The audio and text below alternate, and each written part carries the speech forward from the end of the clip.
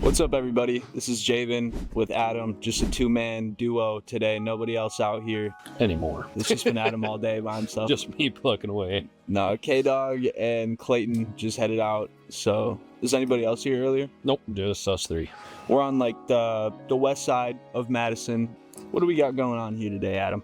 A pond. The pond is complete. We got all the lights hooked up today.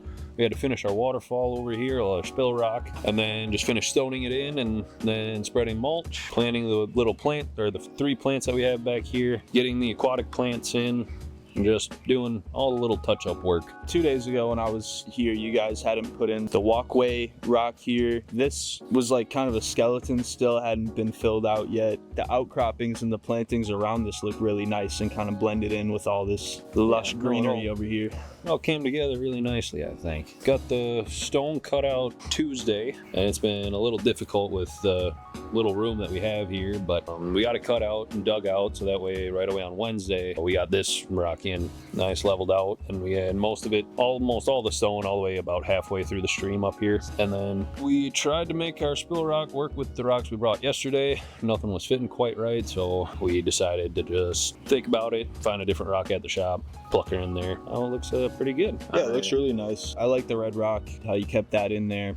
Yeah, a little bit of character to the base there. We had to find a little bit of a couple bigger rocks because we had to raise up our biofalls quite a bit just to make sure that it was higher than our skimmer over here. I think I said in the last video we had to mess with the overflow quite a bit. So there's actually our main pump line runs underneath our bridge and then connects back up into there.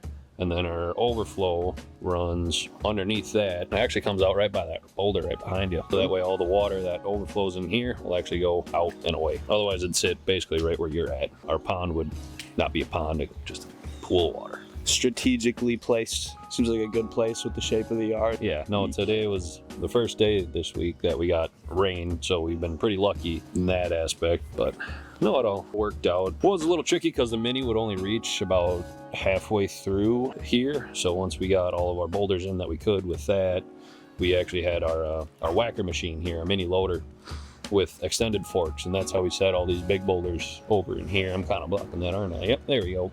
Unless we wanted to transplant all of these plants, these hydrangeas, there's no way the mini was going to reach that, so we had to kind of switch the plan up a little bit and switch to the whacker. Called an audible?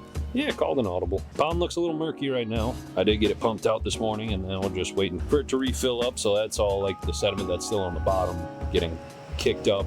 It'll look a little dirty for about a day, and then through the system itself, it'll clear itself up. It usually doesn't take too long.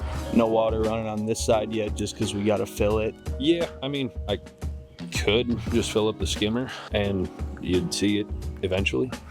But fortunately, it's not filling up as fast as I would hope so. But yeah, have you talked to the homeowner at all about it yet? What do they think? Kevin has, because Kevin's been getting here before I have every day, and they said that they like it, said that we're moving faster than they were expecting, so that's nice to hear. What are your first impressions upon seeing it? Like, it's I think it came together really nicely. I like it. I love ponds, and it's hard to picture it in your head when you first have the plan, but then once you actually keep moving along, it's like, oh, this actually looks really nicely.